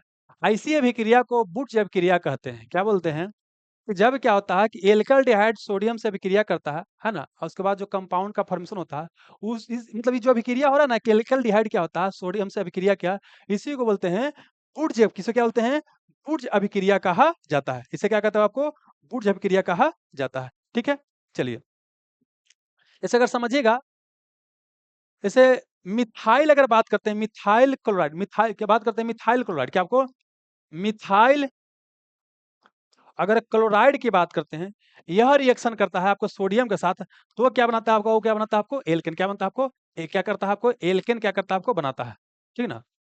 ये क्या करता है आपको, एल्केन बनाता है, ठीक ना। एल्केन में कौन बनेगा, तो यह क्या बनेगा आपको, एल्केन में क्या आपको एथेन, क्या बनेगा आपको, एथेन। एक मीथेन होता है, क्या बनेगा आपको, इथेन बनेगा, एथेन बनेगा, ठीक ना। तो यहाँ पर क्या हो जाएगा, वुड अभिक्रिया जो होता है, ये आपको एल्केन को बनाने के लिए किया जाता है, ठीक ना। अब देखिए क्या होता है, एक होता है एल्केन, एक होता है एल्केन, एक होता है एल्किन, एल्किन, एक होता है एल्काइन, एल्काइन होता है। तो एल्केन का जनरल सूत्र CnH2n+2 होता है, जबकि एल्किन का होता है CnH2n, बस यही होता है। एल्काइन का होता है जनरल फॉर्मूला CnH2n-2 होता है। अच्छा, यहाँ पर जो कंपाउंड बनेगा, यहाँ पर क्या होता है, कार्बन में क्या होता है, सिंगल बॉन्ड पाया जाता है, यहाँ पर डबल बॉन्ड पाया जाता है, यहाँ पर ट्रिपल बॉन्ड पाया जाता है। तो जिस समय सिंगल बॉन्ड पाया जाता है, इसे क्या बोलते हैं, संतृप्त हाइड्रोकार्बन, संतृप्त हाइड्रोकार्बन, संतृप्त हाइड्रोकार्बन, हाइड्रोकार्बन। तो मतलब कि एल्केन क्या हो जाएगा, संतृप्त हाइड्रोकार्बन हो जाएगा, और जिसमें आपको सिंगल और डबल बॉन्ड है, सॉरी, जिसमें सिंगल बॉन्ड है उसको संतृप्त हाइड्रोकार्बन, सैचुरेटेड हाइड्रोकार्बन बोलते हैं, और इसमें डबल और ट्रिपल बॉन्ड है, उसे क्या बोलते हैं, अनसैचुरेटेड, उसको बोलते हैं असंतृप्त, क्या बोलते हैं आपको, असंतृप्त, असंतृप्त हाइड्रोकार्बन इसे कहते हैं, क्या बोलते हैं, असंतृप्त हाइड्रोकार्बन कहा जाता है। ये भी आप ध्यान रख सकते हैं, ठीक ना। तो यहाँ पर पूछा गया बुट जब क्रिया तो क्या हो जाएगा, एल्कन ही हो जाएगा वो, वैसे ये हमारा हो जाएगा, है ना। चलिए, तो ये क्या था, वह केमिस्ट्री से पूछा गया प्रश्न था बाबू। अब क्या करते हैं कि बायोलॉजी का प्रश्न हम देख लेते हैं। आइए बाबू, कौन सा अंग पित्त का स्रावन करता है, विच ऑर्गन सेक्रेट्स बाइल। देखिए, पित्त या बाइल की बात करते हैं, तो पित्त जो निकलता है, पित्त जो निकलता है, इसको बाइल बोलते हैं। यह निकलता है यकृत से, यकृत मतलब क्या हो गया आपको, यह निकलता है लीवर से, लीवर से क्या होता है, निकलता है। लेकिन यह जमा पूछेगा, जमा कहाँ होता है, तो यह क्या होता है, पित्ताशय में, कहाँ, पित्ताशय में। अब पित्ताशय को बोलते हैं गॉल ब्लाडर कहा जाता है, वहां पर जमा होता है, ठीक ना। और यह पित्त क्या होता है, आपको जाता है छोटी आंत के डेडूनम वाला पार्ट में, छोटी आंत के डेडूनम वाला पार्ट में, और वहां पर क्या करता है, वासना को पचाने में क्या करता है, मदद करता है। पित्त का प्रकृति कैसा होता है, तो कैसा होता है आपको, क्षारीय होता है इसका प्रकृति, ये भी आप ध्यान रखिएगा, ठीक है। चलिए, और आपको अब यकृत से देखिए एक तो पित्त निकला, यकृत से ही क्या होता है आपको बाबू क्या निकलता है? बिलू, क्या निकलता है? बिलीरुबिन, बिलूरुबिन निकलता है, बिलूरुबिन निकलता है। और एक निकलता है बिलीवर्डिन, बिलीवर्डिन निकलता है। बिलीरुबिन और बिलीवर्डिन क्या होता है? यकृत से ही निकलता है। जब ज़्यादा मात्रा में बिलीरुबिन निकलता है तो इससे क्या होता है? पीलिया या जॉन्डिस रोग, पीलिया या क्या होता है आपको? जॉन्डिस रोग होता है। और शरीर जब कई बार हरा-हरा हो जाता है तो वहाँ पर बिलीवर्डिन ज़्यादा निकलता है, शरीर क्या होता है आपको हरा हो जाता है, ये आपको ध्यान रखना है। और यकृत क्या होता है कि मानव शरीर का क्या होता है? सबसे बड़ा ग्रंथि, मानव शरीर क्या बोलते हैं? सबसे बड़ा क्या होता है ग्रंथि? सबसे बड़ा होता है आपको ग्लैंड होता है, सबसे बड़ा क्या होता है आपको? ग्रंथि होता है। ये मानव शरीर का सबसे बड़ा ग्रंथि होता है। कोई आदमी जहर खा के मरता है, जहर खा के मरता है, तो उसका जाँच किया जाता है, यकृत से ही पता चलता है कोई जहर खा के मरा है कि नहीं है। साथ ही एक और ध्यान रखना है कि इसके पास यकृत के पास क्या होता है? रीजनरेशन, क्या बोले आपको? रीजनरेशन पावर सबसे अधिक, रीजनरेशन पावर जो होता है सबसे अधिक होता है। मतलब कि इसके पास क्या होता है? पुनर्निर्माण की क्षमता सबसे अधिक होता है। अगर लीवर खराब हो गया तो फिर से लीवर क्या होता है? सही हो जाता है। लेकिन मानव का जो मस्तिष्क होता है, यह क्या होता है? ये न्यूरॉन सेल का बना होता है और इसके पास रीजनरेशन की पावर सबसे कम होता है। अगर एक बार बढ़िया चोट लग गया तो आप मर जाइएगा। या बोल सकते हैं कि सही दिमाग आपको नहीं होता। बोलते हैं माथा पर चोट लगने के बाद आदमी मर ही जाता है सामान्य तौर पर, है ना? ज़्यादा चोट लग जाता था। और ये हो गया, तो इतना क्या करना था? लीवर से आपको याद करना था, ठीक है ना? चलिए। अच्छा, यकृत क्या होता है? आपको हिपैटिक क्या ये पूछेगा कौन सेल से बनता है बाबू? तो यकृत क्या होता है? हिपैटिक सेल, क्या बोला आपको? हिपैटिक। ये क्या होता है आपको? हिपैटिक सेल से क्या होता है? ये आपको लिवर बनता है, इतना आपको ध्यान रखना था। ये हमारा आंसर हो जाएगा बाबू, है ना? और अग्नाशय की बात करते हो, अग्नाशय क्या है? ये मानव शरीर का दूसरा सबसे बड़ा ग्रंथि है। दूसरा क्या है? सबसे बड़ा, दूसरा सबसे बड़ा ग्रंथि है। यकृत के बाद क्या है? ये सेकंड पर पड़ता है, दूसरा सबसे बड़ा ग्रंथि है, ठीक है ना? और यहाँ से क्या होता है? निकलता है पूर्ण पाचक रस। क्या? पूर्ण पाचक रस निकलता है। और प्लस क्या होता है? यह होता है अंतःस्रावी या बाह्यस्रावी दोनों ग्रंथि के रूप में काम करता है। तो ये इसको बोलते हैं क्या? अग्नाशय को क्या बोलते हैं? मिश्रित ग्लैंड। क्या बोलते हैं आपको? मिश्रित ग्लैंड कहा जाता है। अच्छा देखिए, यकृत को लीवर बोलते हैं, पित्ताशय को गॉल ब्लैडर, अग्नाशय को क्या बोलते हैं? आपको पैंक्रियाज बोलते हैं, और गृहिणी को क्या बोलते हैं? ड्यूडेनम, ड्यूडेनम, है ना? तो भोजन का पाचन छोटी आंत के पार्ट होता है ड्यूडेनम, तो भोजन का पाचन आंतरिक रूप से ड्यूडेनम होता है। आ, अब मतलब भोजन का पाचन आंतरिक रूप से कहाँ होता है? क्या बोलता है? छोटी आंत में। लेकिन छोटी आंत कौन हिस्सा में? तो कहाँ आपको? ड्यूडेनम वाला पार्ट में होता है, इसको ध्यान रखिएगा। अब कुछ और देखिए बाबू, क्या यहाँ पर क्वेश्चन है, यह अंतःस्रावी ग्रंथि के एक उदाहरण है। This is an example of endocrine gland. समझिए क्या होता है? अगर हम ग्लैंड की बात किए, ग्लैंड को ग्रंथि बोलते हैं, तो यह क्या होता है? दो प्रकार का होता है, तीन प्रकार का। कितना? तीन प्रकार का है। एक होता है अंतःस्रावी, अंतःस्रावी ग्रंथि, इसको बोलते हैं इंडोक्लाइन, इंडोक्राइन ग्लैंड कहा जाता है। एक होता है क्या? बाह्यस्रावी। एक क्या होता है आपको? बाह्यस्रावी। एक क्या होता है आपको? बाह्यस्रावी ग्रंथि होता है। इसे बोलते हैं एक्जोक्राइन, एक्जो क्राइन ग्लैंड बोलते हैं। एक होता है क्या? अंतःस्रावी बाह्यस्रावी दोनों होता है, उसको बोलते हैं मिश्रित। क्या बोलते हैं? मिश्रित ग्लैंड बोलते हैं, मिश्रित बोलते हैं, इसी को बोलते हैं मिक्स ग्लैंड कहते हैं, मिक्स ग्लैंड, ठीक है ना? जैसे अग्नाशय की बात की, अग्नाशय जो होता है, अग्नाशय होता है, ये जो पेंक्रियाज होता है, यह मिक्स ग्लैंड में आता है। अब अंतःस्रावी बाह्यस्रावी में अंतर क्या होता है? ये अंतःस्रावी ग्रंथि होता है ना, इसमें क्या होता है कि कोई नली नहीं होता है, मतलब यहाँ से कोई आपको नली या डक्ट आपको नहीं होता है। यह क्या निकलता है? हार्मोन। क्या निकलता है? यह निकलता है आपको हार्मोन निकलता है। यह क्या निकलता है? हार्मोन निकलता है। जबकि बाह्यस्रावी ग्रंथि की बात करते हैं, यह आपको हार्मोन नहीं निकलता है। इसमें क्या? इसमें आपको नली, इसमें क्या होता है आपको? नली, इसमें क्या होता है? यह निकलता है जूस, यह जूस या रस निकलता है। और जूस को पहुंचाने के लिए क्या होता है? नली लगा होता है। यहाँ पर क्या होता है आपको? नली लगा होता है। और यहाँ पर हार्मोन आपको नहीं निकलता। हार्मोन भी इसके लिए क्या होता है ना कि इसके लिए नली की आवश्यकता नहीं होता है, इसके लिए क्या होता है? ब्लड में क्या होता है आपको? घुल जाता है और वो आगे बढ़ जाता है। इसको समझाते हैं, इस पिक्चर को देखिए तो आपको समझ में आ जाएगा पूरा-पूरा। देखिए पहले बात करते हैं। देखिए समझिए ना, एंडोक्लाइन पहले अंतःस्रावी ग्रंथि समझिए कि अंतःस्रावी ग्रंथि की बात करते हैं, ठीक है ना? और ये इंडोक्राइन को अंतःस्रावी बोलते हैं और एक्सोक्राइन को बोलते हैं बाह्यस्रावी ग्रंथि। तो बाह्यस्रावी को समझिए तो ये समझना आसान हो। देखिए पहले बात करते हैं। आँख से क्या होता है? आँसू निकलता है। तो जहाँ से आँख से लैक्रिमल ग्रंथि पाया जाता है, वहाँ से आँसू निकलता है, तो वहाँ से एक नली रहता है और नली के माध्यम से क्या होता है कि यहाँ आँख में आँसू आएगा और वो फिर क्या होगा? बाहर निकलेगा। तो यहाँ नली की आवश्यकता पड़ा। तो आँख के पास लैक्रिमल जो ग्रंथि होता है, ये क्या है? आपको एक जो क्राइम बाह्यस्रावी ग्रंथि हो गया, है ना?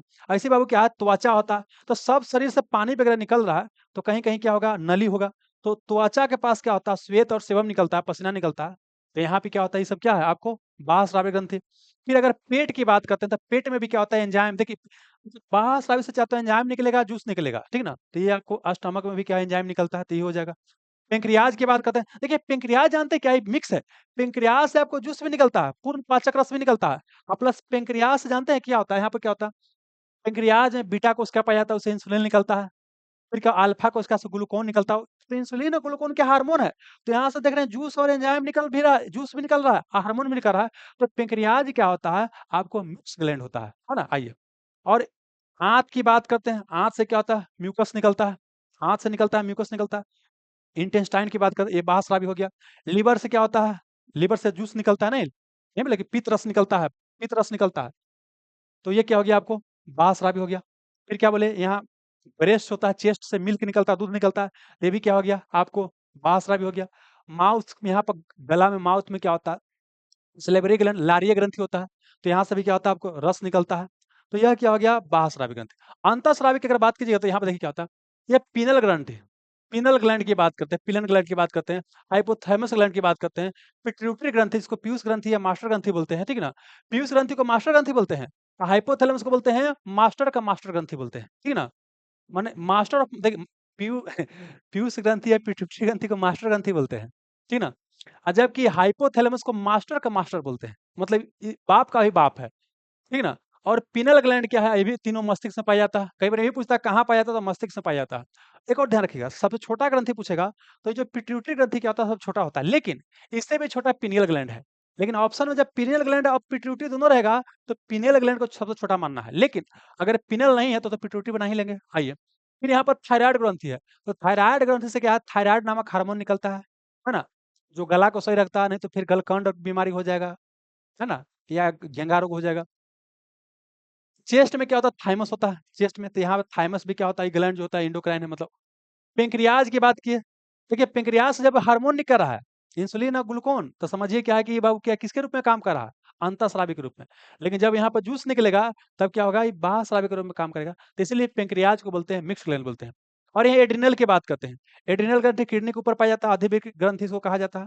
तो यहाँ पर क्या होता है कि एड्रिनल ग्रंथि से हार्मोन निकलता है, इसको फाइट एंड फ्लाइट हार्मोन कहा जाता है।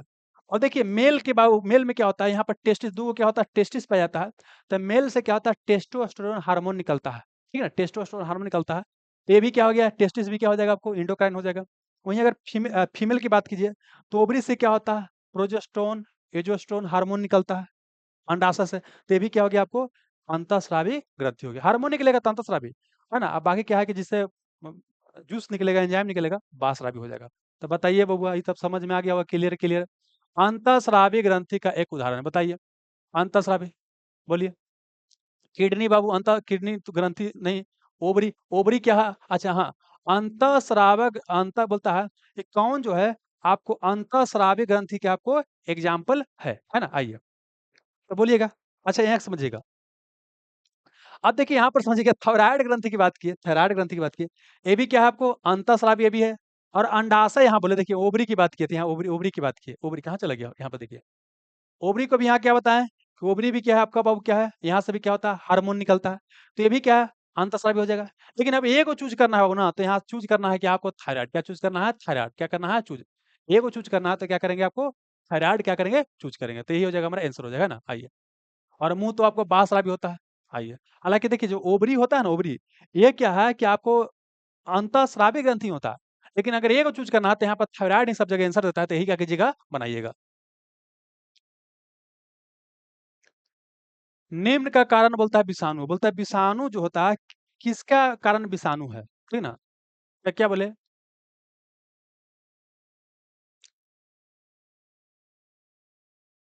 किसका कारण बोलता है विषाणु है। तो सुनिएगा, ये जो रेबीज होता है ना, रेबीज के कारण क्या है आपको, विषाणु, मतलब बोलता है कि which of the following cause by virus, कौन सा बीमारी जो होता है ये वायरस के कारण होता है। तो वायरस से, और समझिए, विषाणु से, जीवाणु से, है ना? और क्या बोल सकते हैं, आपका परजीवी से जो बीमारी होता है वो आपको रटना पड़ेगा। तो यहाँ पे एक बाबू बताते हैं, ए डे चे जुई खपोरे, खपोरे, एडेचे जुई खपोरे। एड्स हो गया, डे से डेंगू हो गया, चे से चेचक हो गया, जू से क्या हो गया, जू से जुकाम हो गया, ए से इन्फ्लुएंजा हो गया, ख से खसरा हो गया, पो से पोलियो हो गया, रे से रेबीज हो गया। ये सब बेसिकली क्या है, आपको विषाणु जनित क्या आपको रोग है, एडिस जुई खपोर, है ना? और बाकी टेटनस की बात करते हैं, कुष्ठ रोग, प्लेग की बात करते हैं, ये सब क्या होता है, जीवाणु या बैक्टीरिया से आपको होता है। और सोपा पे काम, ये क्या होता है आपको, सोपा पे काम, सोपा पे काम, ये सब रट्टे वाला है बाबू, है ना? सोने वाला, डायरिया, पेचिस, कालाजार, है ना? मलेरिया, ये सब क्या है आपको परजीवी से क्या होता है आपको, परजीवी से होने वाला बीमारी है। सोने वाला बीमारी, डायरिया, और क्या बोले आपको, पेचिस, कालाजार, है ना? मलेरिया, ये सब क्या है, परजीवी से होने वाला क्या आपको बीमारी है। ओमेगा 3 एक वर्ग है। देखिए ओमेगा 3 की बात करिए कि आपको फैटी एसिड है। समझिए क्या हमारे शरीर को क्या है, कई सारा चीज़ की आवश्यकता पड़ता है, प्रोटीन, विटामिन, है ना? वसा, सबकी आवश्यकता पड़ता है। तो हालाँकि सुनिएगा बताते हैं, क्या बोले आपको वसा की बात करते हैं, और क्या बोले आपको क्या बोले हैं?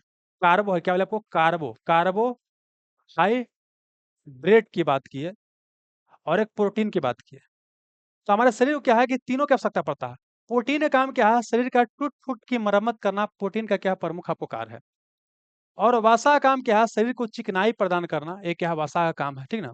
और कार्बोहाइड्रेट का काम क्या है कि मुख्य रूप से क्या ऊर्जा, हमको शरीर को सबसे अधिक ऊर्जा इसी से मिलता है। इसीलिए क्या होता है, कोई खिलाड़ी को तुरंत एनर्जी चाहिए, तो क्या दिया जाता है, कार्बोहाइड्रेट ही दिया जाता है। ग्लूकोज वगैरह लेते हैं तो क्या एक तरह कार्बोहाइड्रेट ही है बाबू, है ना?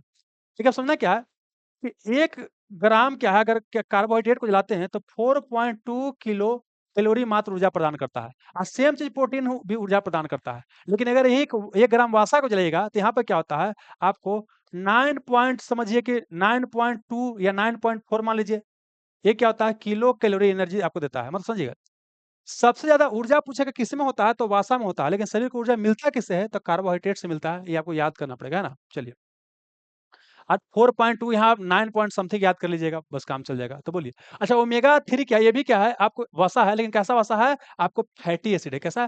फैटी एसिड वसा है। और ओमेगा 3 की अगर बात करते हैं, अलसी वगैरह की बात करते हैं या मछली वगैरह की बात करते हैं, वहाँ पर क्या आपको ओमेगा 3 आपको पाया जाता है, ठीक ना?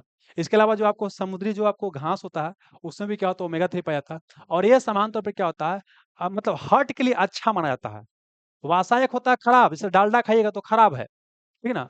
लेकिन कुछ क्या होता है, वसा क्या होता है, हार्ट के लिए क्या होता है, अच्छा होता है।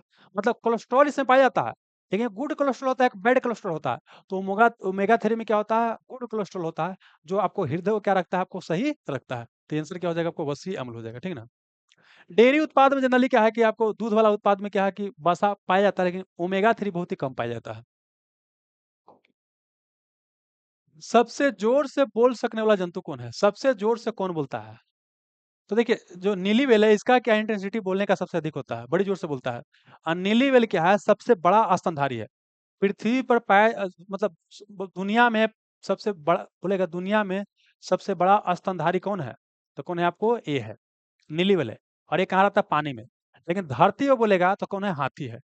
और सबसे बड़ा बच्चा बोलेगा, सबसे बड़ा जो बच्चा होता है किसका होता है, हाथी का होता है।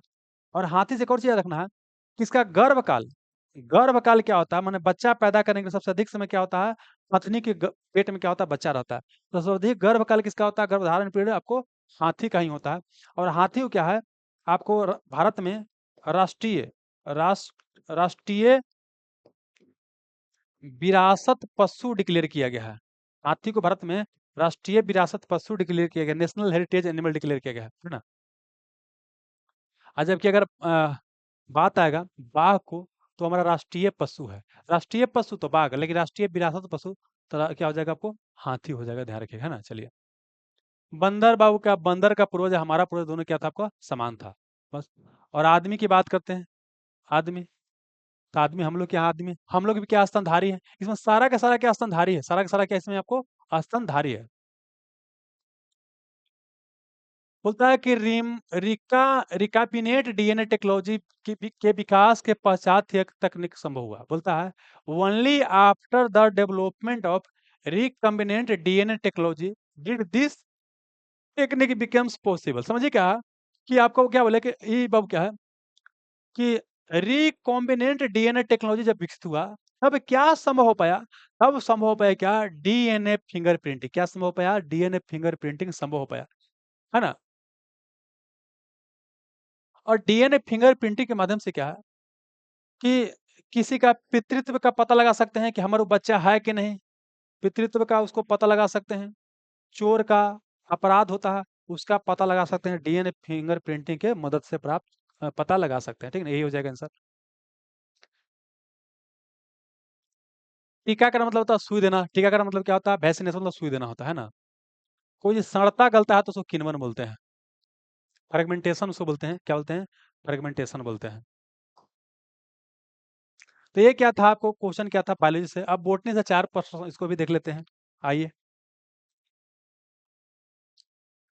प्रकाश संश्लेषण का प्राथमिक उत्पाद क्या होता है? कल भी बता चुके हैं कि प्रकाश संश्लेषण होता है कि कार्बन डाइऑक्साइड जब क्या होता है जल से क्या होता है आपको मिलता है। कार्बन डाइऑक्साइड क्या होता है जब जल से क्या होता है आपको मिलता है।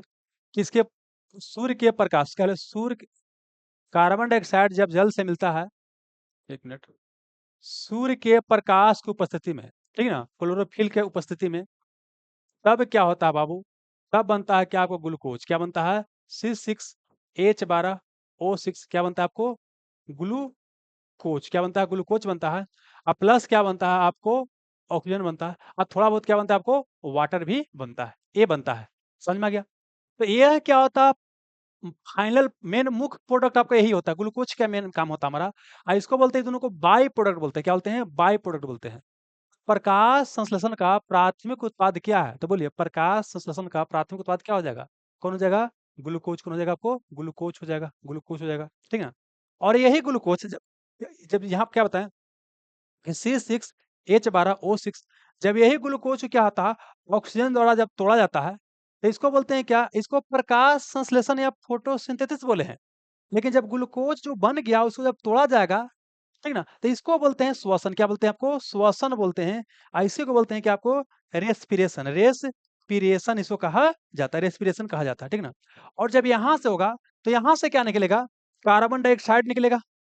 प्लस मेन जो हमको निकालना है ATP.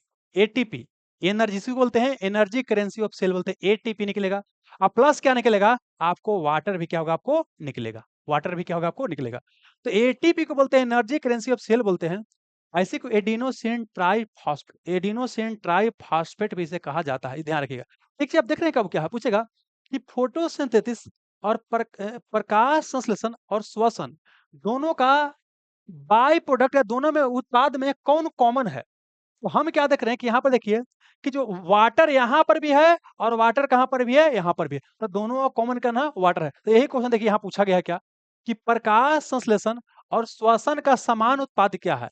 A common product of both photosynthesis and respiration is, मतलब बोल सकते हैं कि प्रकाश संश्लेषण जो हुआ उसमें कॉमन जो है दोनों में कौन है? तो क्या बताएं कि दोनों में कौन है? वाटर क्या कॉमन है? तो यही हमारा आंसर क्या हो जाएगा कि जल क्या है? दोनों में क्या आपको कॉमन है? जल जो है ये क्या है? दोनों में आपका है कॉमन है, ठीक है। चलिए आगे आइए। मशरूम क्या है? छाता नहीं बोलते कि छाता फल है। नहीं तो पुष्प देखे होंगे छाता उता रहता है या तो नहीं होता। छाता को मतलब बेसिकली मशरूम एक तरह का छाता है, पर छाता नहीं, हम लोग गाँव में बोलते हैं इसको कवक। क्या बोलते हैं? कवक बोलते हैं। और कवक क्या बोलते हैं? फंगी। क्या बोलते हैं? फंगी या फंगस से कहा जाता है। इसको बोलते हैं मशरूम का क्या है आपको सब्जी के रूप में या भोजन के रूप में इस्तेमाल किया जा सकता है। एकदम मुर्गा ऐसा लगता है खाइएगा तो, है ना? आइए। अब ध्यान रखिएगा कवक देखने से लगेगा क्या है कि अपने अपने बढ़ रहा है तो ये प्रकाश संश्लेषण करता होगा, लेकिन नहीं। इसमें क्या है आपको क्लोरोफिल नहीं पाया जाता। इसके अंदर क्या होता है? क्लोरोफिल आपको नहीं पाया जाता है। और क्लोरोफिल नहीं पाया जाएगा तो यह क्या होगा आपको? प्रकाश संश्लेषण भी आपको नहीं करेगा। अच्छा, एक क्वेश्चन पूछा गया था कि प्रकाश संश्लेषण की दर किस रंग में सबसे अधिक होता है? तो प्रकाश संश्लेषण लाल रंग में सबसे अधिक होता है और हरा रंग में सबसे कम होता है। प्रकाश संश्लेषण लाल रंग में सबसे अधिक होता है और हरा रंग में सबसे क्या होता है? कम होता है। हालांकि प्रकाश संश्लेषण होता कहाँ है? तो पौधा के हरा वाला भाग में होता है, जहाँ पत्ती होता है वहां पर होता है। लेकिन कौन रंग में कम और कौन रंग में अधिक होगा? तो वहां पर होगा कि प्रकाश संश्लेषण का रेट सबसे अधिक लाल में होता है, सबसे कम हरा में होता है। आगे चलेगा। ये हो गया। ये कुल प्रकाश संश्लेषण नहीं करता है। तो बोलिए परपोषी की स्वपोषी। जब प्रकाश संश्लेषण करवे नहीं करेगा तो खुद भोजन नहीं बनेगा। तो ये क्या होता है आपको? परपोषी क्या होता है? परपोषी होता है, ठीक है। मतलब हेटेरोट्रोप्स होता है। और कवक की बात करते हैं तो यह क्या होता है आपको लाइकेन के रूप में रहता है कवक, किसके साथ? शैवाल के साथ। शैवाल के साथ क्या होता है और कवक जब मिल जाता है, मतलब बोल सकते हैं ये आपको एल्गी, एल्गी की बात करते हैं, और फंगस जब दोनों मिल जाता है तो वो क्या बनता है आपको? लाइकेन बनता है। और दोनों के बीच सहजीवी संबंध या म्यूचुअलिज्म पाया आपको जाता है। ये क्वेश्चन आप ध्यान रखिए, कई बार पूछा गया है, ठीक ना? अब आगे सुनिए, ये सवाल के पास क्लोरोफिल पाया जाता है, ये प्रकाश संश्लेषण करता है, ये ध्यान रखिएगा, ठीक ना? आइए, अच्छा कवक के अध्ययन को पूछेगा तो कवक के अध्ययन को बोलते हैं माइकोलॉजी, कवक के अध्ययन को बोलते हैं माइकोलॉजी, माइकोलॉजी कवक के अध्ययन को बोलते हैं, और शैवाल के अध्ययन को बोलते हैं फाइकोलॉजी। क्या बोलते हैं? फाइकोलॉजी। शैवाल के अध्ययन को बोलते हैं फाइकोलॉजी। हम इसको भुला जाते थे तो हम याद कर लेते सोफा, स से शैवाल, फ से फाइकोलॉजी, सोफा, है ना? तो कवक का हो गया माइकोलॉजी और शैवाल का हो गया फाइकोलॉजी हो गया, बस ये याद करना, और कुछ तो है नहीं, है ना? और एक और ध्यान रखिएगा, ईस्ट, ईस्ट नामक कवक के नाम सुनोगे, है ना? खमीर वगैरह जब बनाया जाता है, या सबसे ज़्यादा क्या ब्रेड, क्या जहाँ पर ब्रेड ब्रेड बनाया जाता है, ब्रेड बनाया जाता है, उसको बेकरी क्या बोलते हैं? बेकरी उद्योग। पूछेगा बेकरी उद्योग में, बेकरी उद्योग में पूछेगा कि किस कौन-सा कवक का प्रयोग करते हैं? तो ईस्ट कवक का प्रयोग करते हैं। मतलब ईस्ट भी क्या एक तरह का कवक ही है। तो ये हो जाएगा हमारे बाबू फ्रेंड्स, है ना? प्लांट का मतलब क्या होता है? जो प्रकाश संश्लेषण करता है उसको प्लांट बोलते हैं। यह स्वपोषी होता है ना? आप एक और चीज़, कवक का कोशिका भित्ति बोलेगा तो काइटिन का, कवक का कोशिका भित्ति क्या होता है आपको? काइटिन का बना होता है। काइटिन या इसी को चिटिन बोलते हैं। जबकि प्लांट का कोशिका भित्ति पूछेगा तो क्या होता है? सेलुलोज का। ये क्या होता है आपको? सेलुलोज का क्या होता है आपको? बना होता है। इसको आपको ध्यान रखना है, ठीक है ना? चलिए। जिम्नोस्पर्म मतलब क्या होता है? नग्न बीज, इसे क्या बोलते हैं? नग्न बीज। इसे मतलब इसमें क्या होता है कि आपका इसमें बोल सकते हैं कि सीड पाया जाएगा, सीड इसमें क्या होगा आपको? पाया जाएगा, लेकिन सीड के ऊपर क्या होता है? कोटिंग आपको नहीं पाया जाता है, या बोल सकते हैं कि यहाँ पर फ्रूट जो होता है इससे क्या होता है आपको समान तौर पे क्या होता है आपको? नहीं बनता है, ठीक है ना? आइए, फंगस तो बताइए दिए। अब बोलता है प्रकंद का उदाहरण क्या है? An example of rhizome, rhizome या प्रकंद क्या होता है? यह क्या होता है? भूमिगत तना। ये क्या होता है? भूमिगत तना होता है, भूमिगत तना। लेकिन इस तना के विशेषता मतलब ये तना क्या होगा? भूमि के अंदर विकास करेगा, लेकिन क्या होता है, एक ही समझ लीजिए, ये पेड़ होता नहीं, क्या होता होगा? पेड़ हो गया, ये समझिए पेड़ है, आम का पेड़ है, तो ये क्या हो गया आपको? जड़ हो गया। नीचे क्या होता है? जड़ होता है। ये क्या हो गया? तना हो गया। और ये वाला क्या हो गया आपको? पत्ती। ये क्या हो गया आपको? पत्ती हो गया, लीफ हो गया, ये लीफ हो गया, ये स्टेम तना हो गया, ये जड़ हो गया। अब समझना क्या है कि समान तौर पर ताना ऊपर बढ़ता है, लेकिन कुछ ताना होता है जहाँ नीचे बढ़ता है। एग्जाम्पल ये समझिएगा, आप आलू की बात करते हैं, आलू, तो आलू बेसिकली क्या है आपको? तना। आलू क्या आपको? तना। आलू क्या है आपको? तना स्टेम है, लेकिन यह क्या आलू क्या होता है? गोल गोल होता है समान तौर पर। तो ऐसा क्या होता है कि जो तना जो जमीन के अंदर बढ़ता है और गोल टाइप होता है, उसे क्या बोलते हैं? कंद। क्या बोलते हैं? कंद बोलते हैं। और ऐसा तना जो जमीन के अंदर बढ़ेगा, लेकिन बीच में क्या होगा? उसका वो नोड रहेगा, मतलब बोल सकते हैं बीच में क्या होगा? जैसे आप हल्दी देखिए, हल्दी हल्दी देखिए, हल्दी देखिए, अदरक देखिए, यहाँ पर क्या है कि आपको बीच में क्या है कि वहाँ से टूट सकता है, मतलब ऐसे है, वहाँ से ऐसे निकल है, वहाँ से ऐसे निकल है, नहीं निकल रहता है। तो ऐसा रहेगा ना, नोड जहाँ तक रहेगा, मतलब आलू तो एक एक एगो रहा ना जी, अलग-अलग रहेगा। लेकिन इसी में से क्या है, कई गो ब्रांच निकल रहेगा, तो उसे बोलते हैं क्या? आपको बोलते हैं क्या आपको? प्रकंद। इसे क्या बोलते हैं? प्रकंद, प्रकंद बोलते हैं। तो बोलिए प्रकंद का एग्जाम्पल कौन हो जाएगा? तो बोलिए आलू कंद है, लेकिन आपको क्या बोलते हैं? अदरक की बात करते हैं, ये क्या आपको? प्रकंद। क्या हो जाएगा? प्रकंद। ये हमारा हो जाएगा ऑप्शन नंबर क्या हो जाएगा? सी हो जाएगा, है ना? चलिए, तो इतना ही क्वेश्चन पूछा गया था बाबू। ये क्या हो गया? 30 क्वेश्चन पूछा गया था, ये हमारा क्या हो गया? कंप्लीट हो गया। ठीक है? चलिए, तो बताइए यहाँ तक समझने में कोई क्वेश्चन में समस्या है बाबू तो?